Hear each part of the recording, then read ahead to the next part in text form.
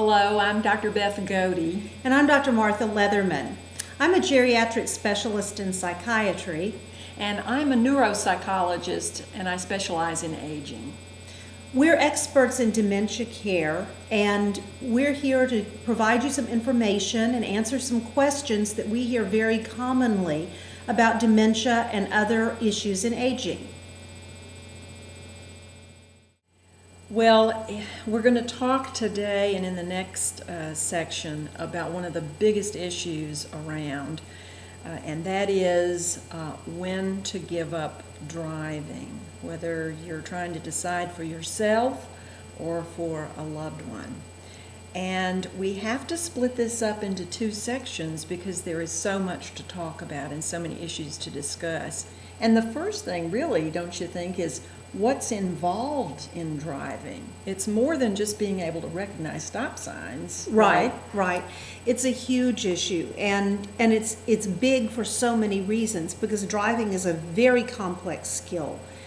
It is the symbol of independence.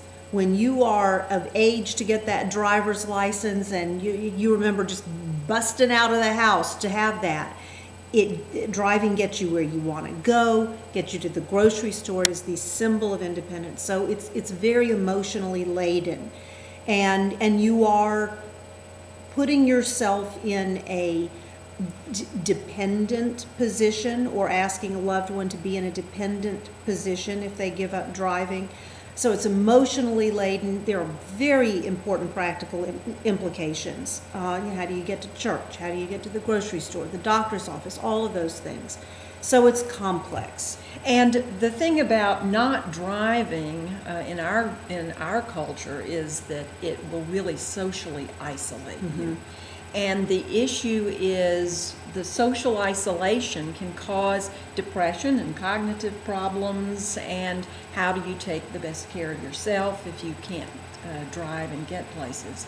So you have to, it's a big decision about, well, if I don't drive, I can't get anywhere, I have to depend on other people, and yet think that I shouldn't be driving or my loved one shouldn't be driving. And so often, someone who's not driving will not ask for a ride. Right. They won't ask for help. They won't ask for somebody to pick them up. You see it over and over again with church. People who've gone to church all of their lives stop going because they refuse to ask somebody to pick them up. They don't want to impose on people. They don't want to be a burden on people, when actually other people would love to be asked to help you out. Especially long-term friends and family members. But first, let's talk about what's involved in driving when you think about it. It's not, like I said earlier, it's not just the determination of what signs mean, or when do you use your blinker, how many feet do you stay behind the car in front of you, and all those issues. And so often when people come to us with questions about driving, their assumption is that, I'm not getting lost, or my loved one's not getting lost. I haven't had an accident in 3 years, and everything's fine. I can still pull out of the parking garage, and my eyesight is good, so I can drive, right? Well, there's, again, a lot more to driving than the mechanics of it. Our reaction times do get slower as we age, but you have to pair that with one's ability to scan the environment quickly. Most accidents, as it turns out, occur more at intersections than they do on the freeway. So a lot of people will tell us, well, as long as I stay off those freeways, I'm just going to drive close to home. Just to that grocery store that's about 3 or 4 miles down the road. But you have to scan a lot more at an intersection and in the parking lot to look this way and then that way and that way again, and also to pay attention to what's relevant rather than, oh, look at that cute little child over here. While you continue to drive forward, you're looking at the little kid. So there are just a lot of different issues. And then when you bring up the issue of dementia or memory problems, could the person actually handle a situation in which there's a mechanical breakdown or an accident. We all get kind of traumatized by an accident or a mechanical breakdown. We break down in the middle of a busy road. Think of how difficult it would be if you were having cognitive problems or memory problems or couldn't figure out what to do. You could really place yourself and others at risk. And, we might want to go back and review some of our earlier YouTube entries on the frontal lobes, because the executive function in the frontal lobes of looking at the environment, sending information, making decisions on rapidly changing information, Right. is part of the frontal lobes. And if there's any dementia, even if the memory is fairly well preserved, you may have frontal lobe problems with decision making and reaction times in that context as well. Exactly right. Sometimes people who have Parkinson's disease have a problem where they physically get stuck in a certain action. So they may have a hard time taking their foot off of the accelerator or taking their foot off the brake just because of the neurological part of the disease. You have to take into account other physical illnesses. Is there a cardiac arrhythmia, for example, that's not well controlled?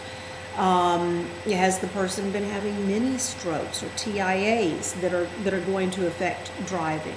In which they may not be able to function or may even seem as if they're having a seizure almost. Right. So it's not simply memory. It's not simply the mechanics of being able to turn the steering wheel or keep going straight. You have to think about judgment. You have to think about reaction time. You have to think about the flexibility of thinking and sequencing and planning that goes into driving. Now, one of the other problems, getting back to the frontal lobes too, is that the person with frontal lobe problems may not even be aware that they have difficulties. So that's when it gets difficult for families, is when you're trying to convince mom or dad that they shouldn't be driving, and actually they don't realize they're having problems, but it's obvious to everybody else. And that's what we're going to talk about in the next installment is, how do you get the keys from somebody who doesn't realize how impaired they are driving? Right. Sometimes people will decide on their own.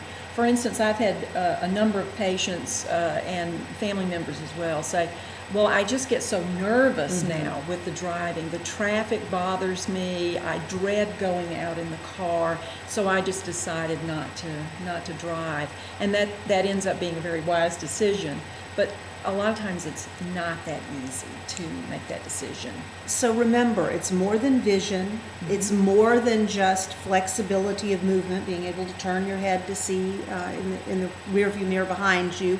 It's more than memory.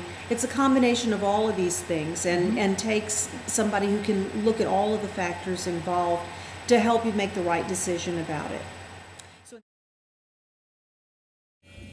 For more answers to questions like these, our book, The Insider's Guide to Dementia Care, is available at Amazon.com.